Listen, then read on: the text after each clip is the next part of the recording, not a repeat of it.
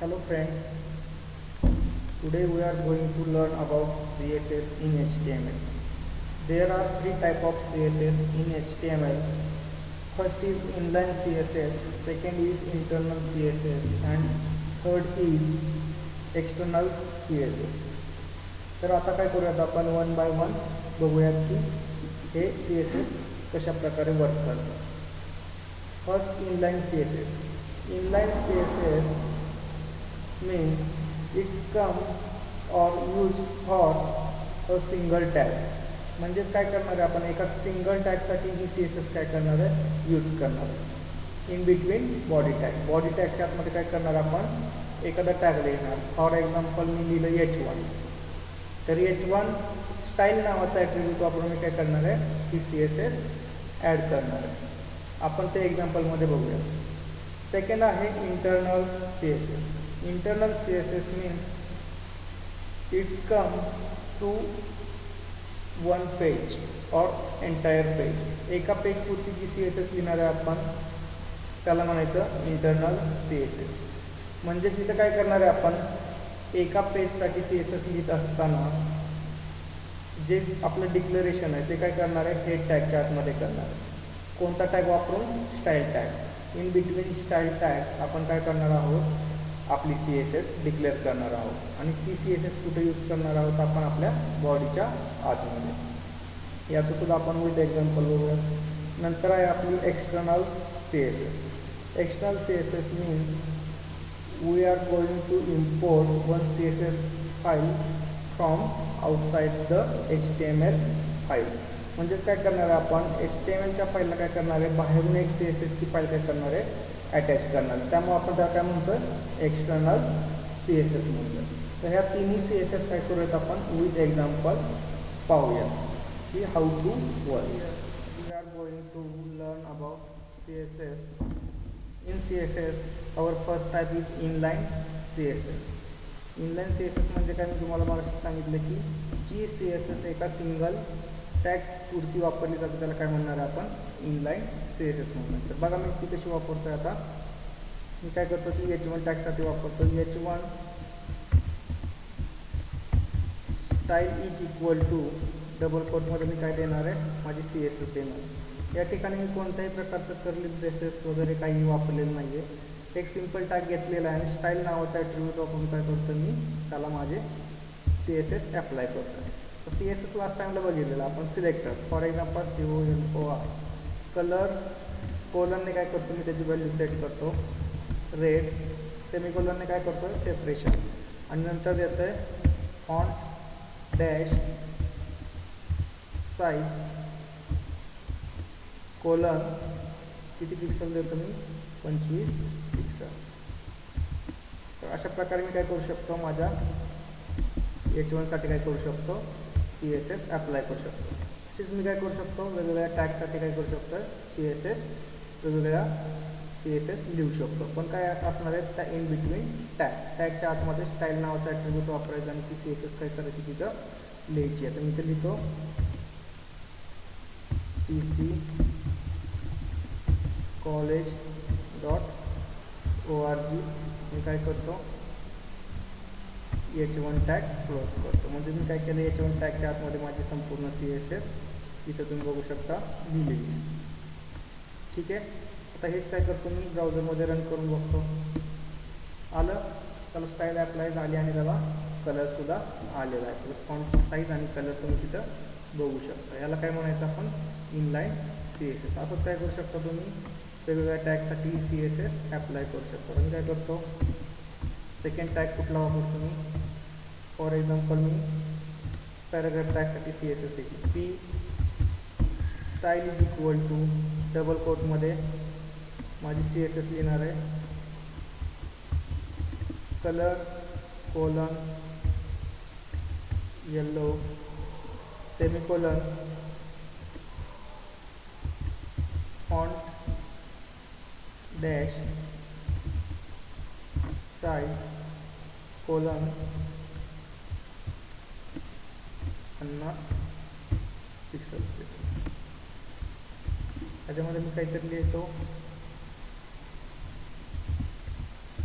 Hello आणि काय करतो पॅराग्राफ टॅग क्लोज करतो, सेव्ह करतो. बघू शकता सेकंड सी एस एस लिहिली मी इनलाईन एका टॅगसाठी. मी इकडे रन करतो. हॅलो तुम्ही तिथं बघू शकता दोन्ही आउटपुट तुम्ही व्यवस्थित स्क्रीनवरती तुम्हाला शो होत असतील ते तुम्ही आउटपुट दोन्ही व्यवस्थित बघू शकता. सी एस एस मी कशासाठी लिहिली आहे, टॅगसाठी लिहिली आहे आणि ती त्याला ॲप्लाय झाली आहे, याला म्हणायचं इनलाईन सी एस एस. तर सेकंड एक्झाम्पल बघूयात आपण, इंटरनल सी एस एस. सगळं मी काय करतो डिलीट करतो.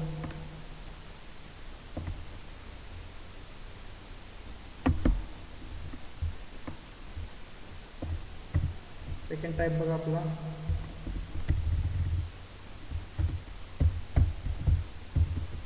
Internal C S S. तुम्ही बघू शकता इंटरनल सी एस एस करायचे तर मी काय सांगितलं मग अशी आपल्याला कशामध्ये वापरावं लागेल, हेडच्या आतमध्ये कुठला टॅग वापरावा लागेल आपल्याला. We are going to use style tag in between head tag. Style tag open करणार मी आणि काय करणार एंटर क्लोजिंग स्टाईल टॅग. बघा इथे बघू शकता तुम्ही मी काय केलं आहे हेडच्या आतमध्ये स्टाईल टॅग वापरलेला आहे. हा ओपनिंग हेड आहे, हा क्लोजिंग हेड आहे आणि त्याच्या आतमध्ये मी काय केलेलं आहे टायटलच्या नंतर स्टाईल टॅग वापरलेला. आता इथं काय करणार आहे मी डिक्लेरेशन करणार आहे कशाचं, माझ्या टॅगचं. ते रिफ्रेश करतो 2 मिनटं. इथं काय करतो डिक्लेरेशन कुठल्या टॅगसाठी करायची, फॉर एक्झाम्पल मला H1 टॅगसाठी काय करायची एक सी एस एस ॲप्लाय करायची. तर H1 आता इथं बघा इथं मी काय करतो आहे कर्ली ब्रॅकेट यूज करणार आहे. ओपनिंग कर्ली ब्रॅकेट आणि क्लोजिंग कर्ली ब्रॅकेट्स काय करणार आहे मी यूज करणार आहे. Opening curly bracket closing curly bracket आणि त्याच्या आतमध्ये मी सी एस एस लिहिणार जी मागाशी मी लिहिली होती सेम तशी. सी एस एस लिहिण्याचा आपला सिंटॅक्स आहे. पहिल्यांदा लिहिणार सिलेक्टर कलर कॉलमने काय करतो आहे मी माझी व्हॅल्यू सेट करतो आहे. आता इथं ब्ल्यू करतो. नंतर सेमीकोलननी separation, second font dash size colon 100 pixels. ठीक आहे. ही एक सी एस एस काय केली मी ॲप्लाय केली H1साठी. सेकंड करतो पॅराग्राफ टॅगसाठी. Paragraph opening curly bracket closing curly bracket त्याच्या आतमध्ये मी काय करतो माझी सी एस एस लिहितो आहे. ठीक आहे. येलो और कलर कोलन ग्रीन सेट केला मी. सेमीकोलनने सेपरेशन केलं. Font dash size colon 200 pixels. Save केलं. आता या ठिकाणी बघू शकता तुम्ही मी स्टाईलच्या आतमध्ये फक्त काय केलेलं आहे सी एस एस डिक्लेरेशन केलेलं आहे कारण ही कुठली आपली इंटरनल सी एस एस आणि इंटरनल सी एस एस असेल तर आपण काय करतो आपली डिक्लेरेशन हेडच्या आतमध्ये करतो. इनलाईनला काय करतो तो आपण बॉडीच्या आतमध्ये टॅगच्या आतमध्ये आपली सी एस एस लिहितो. पण इथं काय करतो आहे स्टाईल नावाचा टॅग वापरून त्याच्या आतमध्ये आपली सी एस एस डिक्लेअर करतो. ठीक आहे. त्यानंतर बघा मी काय करतो आता इथं बॉडीमध्ये मी काय करतो आहे H1 नावाचा टॅग वापरतो आहे. त्याच्यामध्ये मी लिहिलं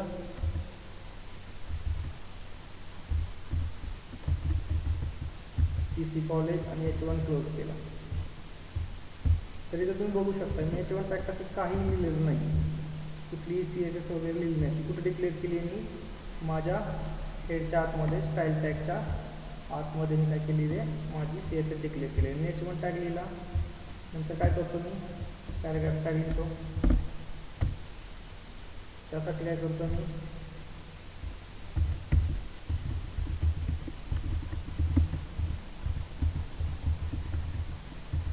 इन्फॉर्मेशन टेक्नॉलॉजी टाकलं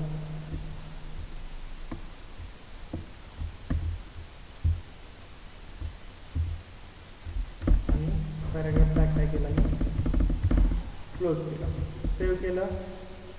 ठीक आहे, आता ही आपण काय करूया तर रन करून घेऊया. तर तुम्ही इकडे ब्राउझरमध्ये बघू शकता आपले दोन्ही आउटपुट दिसत आहेत. पिक्सेल्स जास्त दिल्यामुळे ते खूप मोठे दिसत आहेत. पिक्सेल्स कमी करतो, सेव्ह करतो, रिफ्रेश करून एकदा दिसतो ते. तुम्ही बघू शकता की दोन्ही आउटपुट मला शो होत आहेत. मी काय केलेलं आहे, स्टाईल वापरलेली आहे. स्टाईल टॅगच्या आतमध्ये माझे CSS डिक्लेअर केलेले आहेत आणि बॉडीमध्ये वापरतो आहे. तर बॉडीमध्ये मी काय करतो बघा, अजून एकदा H1 टॅग वापरतो. त्याच्यामध्ये वेगळं काहीतरी लिहितो, स्टुडंट CSS, आणि काय करतो इथं क्लोज H1. तर मी 2 टाईम H1 टॅग वापरला तरी काय होणार आहे, तर दोन्ही टॅगसाठी काय होणार आहे, CSS अप्लाय होणार आहे. तर तुम्ही इथं बघू शकता पहिल्या H1मध्ये मी TC कॉलेज दिलं होतं, तर TC कॉलेजला पण अप्लाय झालेलं आहे. आणि नंतर स्टुडंट CSS लिहिलेलं आहे, तर स्टुडंट CSSसाठी सुद्धा काय झालेलं आहे इथं अप्लाय झालेलं आहे. म्हणजे डिक्लेरेशन किती टाईम केलं, 1 टाईम हेडच्या आतमध्ये. पण जेवढ्या तो टॅग मी खाली बॉडीमध्ये वापरणार आहे तेवढ्या वेळेस ती CSS काय होणार आहे, त्याला अप्लाय होणार आहे. ठीक आहे, हे झाले आपले 2 टाईप. तर या ठिकाणी थर्ड टाईप बघतो आपण. थर्ड टाईप आहे आपला एक्सटर्नल CSS. एक्सटर्नल CSS मध्ये आपण काय करतो, तो 2 फाईल क्रिएट करतो. एक फाईल आहे ती आहे CSS ची. तुम्ही माझ्या राईट हँड साईडच्या स्क्रीनवरती बघू शकता की मी एक CSS ची फाईल क्रिएट केलेली आहे, आणि लेफ्ट हँड साईडच्या स्क्रीनवरती काय आहे माझी HTML ची फाईल. ठीक आहे, अशा 2 सेपरेट फाईल काय करावं लागणार आहेत आपल्याला, क्रिएट करावं लागणार आहे. एक आहे CSS फाईल आणि अनदर आहे कुठली फाईल आहे, HTML ची फाईल आहे. जी ही CSS ची फाईल आहे आपली, ती काय करणार आहात आपण आपल्या HTML च्या फाईलमध्ये काय करणार आहे, इम्पोर्ट करणार आहे. ठीक आहे, तर त्यासाठी काय करायचं आहे, मला सुरुवातीला एक CSS ची फाईल तयार करून द्यायची. त्यासाठी मी एक नोटपॅड लिहिली, त्यामध्ये काय केलं, H1 कलर, इथे बघू शकता तुम्ही H1 colour blue, font size 50 pixels. जे काय आपण CSS लिहित होतं हेडच्या आतमध्ये आपल्या, ती CSS लिहितो आहे. आणि इथं कुठल्याही प्रकारचा टॅग वापरत नाही आहे मी CSS ची फाईल क्रिएट करताना, फक्त CSS लिहितो आहे. आणि ती फाईल काय करणार आहे मी, फाईल सेव्ह ॲज, आणि ही फाईल सेव्ह करत असताना काय करणार आहे मी, फॉर एक्झाम्पल मी त्याला नाव दिलं abc.css ह्या एक्सटेन्शननी सेव्ह करणार आहे. कुठल्या CSS ह्या एक्सटेन्शनने मी काय करणार आहे, ही फाईल सेव्ह करणार आहे. ठीक आहे, आणि दुसरी फाईल आपण कशाने सेव्ह करतो, HTML च्या एक्सटेन्शनने. आता ही फाईल जी मी CSS ची क्रिएट केली ती कुठे ठेवली आहे मी, माझ्या त्याच फोल्डरमध्ये ठेवणार आहे ज्या फोल्डरमध्ये माझी काय आहे HTML ची फाईल आहे. ठीक आहे, आता बघूयात आपण काय करायचं आहे. CSS ची फाईल क्रिएट करून झाल्यानंतर ती फाईल काय करावं लागेल आपल्याला, HTML च्या फाईलमध्ये घ्यावी लागेल. तर आपण इंटरनल CSS साठी काय करत होतो, हेडच्या आतमध्ये कुठला टॅग लिहित होतो, स्टाईल टॅग वापरून त्याच्या आतमध्ये CSS डिक्लेअर करत होतो. पण या ठिकाणी आपल्याला काय करायची, फाईल इम्पोर्ट करायची. तर त्यासाठी काय करतोय मी, हेडच्या आतमध्ये लिंक नावाचा टॅग लिहितो. इथे बघू शकता तुम्ही हेडच्या आतमध्ये कुठला टॅग वापरला मी, लिंक नावाचा. त्याचं पहिलं ॲट्रिब्यूट काय आहे, रिलेशन. तर इथं काय करतो मी, रिलेशन सेट करतोय. रिलेशन काय आहे, relation is equal to style sheet. Link relation दिलं मी स्टाईल शीट. कुठली फाईल आपल्याला काय घ्यायची आहे, स्टाईल शीटचं, त्याचं रिलेशन दाखवलं. नेक्स्ट काय आहे, टाईप इज इक्वल टू काय आहे माझं, text or CSS. Type is equal to काय आहे, टेक्स्ट ऑर CSS आहे. ठीक आहे, किती फाईल कुठल्या टाईपची आहे ती इथं मी काय केलं, मेन्शन केलं. आणि लास्टला काय केलेलं आहे मी बघा, इथं href इज इक्वल टू जी मी इकडं फाईल तयार केली होती CSS ची, ती फाईल काय केलेली आहे तिथं मी लिंक केलेली आहे. href ने काय करतो आपण, लिंकिंग करतो. तर माझ्या CSS च्या फाईलचं नाव काय होतं, ABC, आणि त्याचं एक्सटेन्शन काय आहे, CSS. त्याचं नाव कुठं दिलं मी, href मध्ये दिलेलं आहे. त्यानंतर काय करतोय, माझ्या बॉडी टॅगमध्ये जातो, आणि बॉडी टॅगमध्ये काय केलेलं आहे मी, माझे जे CSS मी अप्लाय केलेले आहेत ते काय करतो, इथं लिहितो. कुठल्या कुठल्या टॅगसाठी CSS अप्लाय केली होती इकडं बघा. मी H1 साठी colour blue, font size 50 pixels, आणि पॅराग्राफ टॅगसाठी कलर ग्रीन आणि फॉन्ट साईज 100 पिक्सेल्स आणि ते टॅग फक्त काय केलेत मी इथं वापरलेले. तर काय होते आपण आउटपुट बघूया रन करून.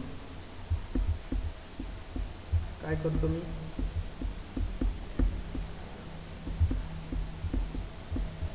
ही जी फाईल आहे माझी ती काय करतो रन करतो. राईट क्लिक,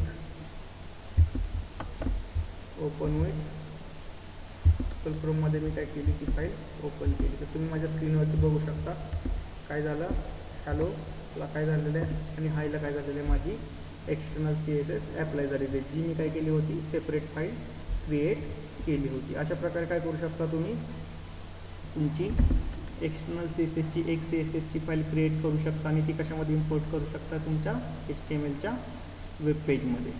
त्याने काय होणार आहे, आता एकदा तुम्ही फाईल क्रिएट करून ठेवली तर तुम्ही मल्टिपल वेब पेजेस क्रिएट करू शकता आणि त्यामध्ये काय करू शकता ती CSS काय करू शकता इम्पोर्ट करू शकता. ती काय होईल त्या वेब पेजवरती ज्या टॅगसाठी तुम्ही CSS लिहिले त्या टॅगला काय होईल ती CSS ॲप्लाय होईल. तर अशा प्रकारे आपण 3 CSS या ठिकाणी कंप्लीट केलेले आहेत.